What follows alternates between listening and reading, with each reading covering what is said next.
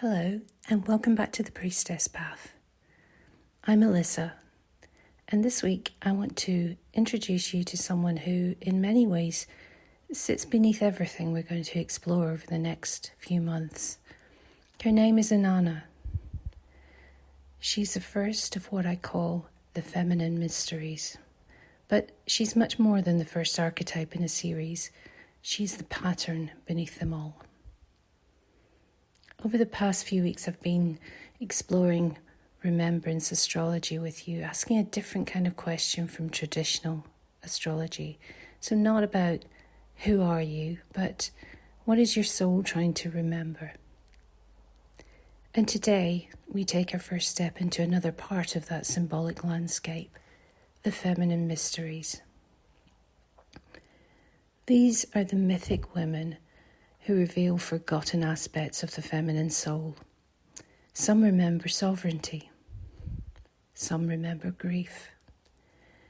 Some remember instinct. Some remember devotion. Some remember righteous anger. Some remember wisdom. Together, they form what I think of as a living library of feminine remembrance. And every one of them begins here, with Inanna.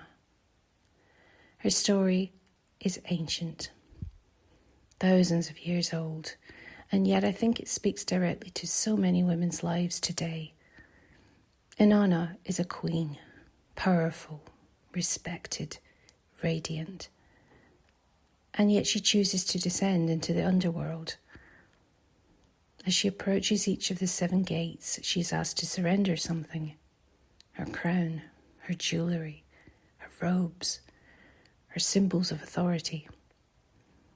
At every gate, she leaves another piece of identity behind, until eventually there's nothing left except herself.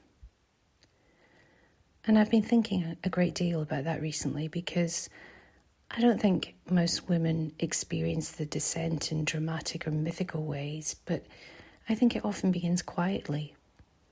A role that no longer fits, a career that suddenly feels empty, a relationship that no longer reflects who we are, an exhaustion we can't quite explain, or perhaps a question that keeps returning: who am I beneath all this? That question is the first gate. Many of us spend years becoming capable, becoming responsible, becoming successful, becoming acceptable, becoming everything we believe we needed to be in order to belong.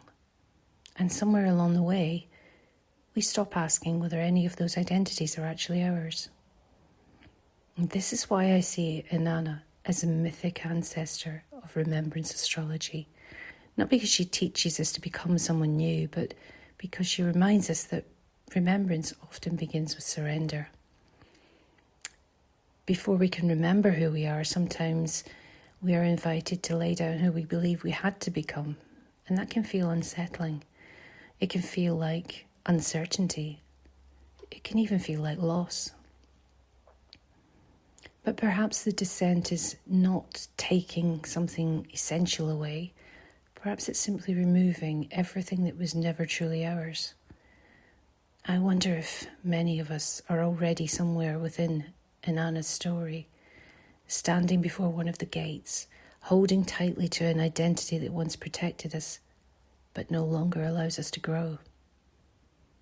And if that's where you find yourself today, I hope you'll remember this. The descent is not the opposite of the path. The descent is the path. And every gate you pass is bringing you closer to the woman who has been waiting beneath every borrowed identity.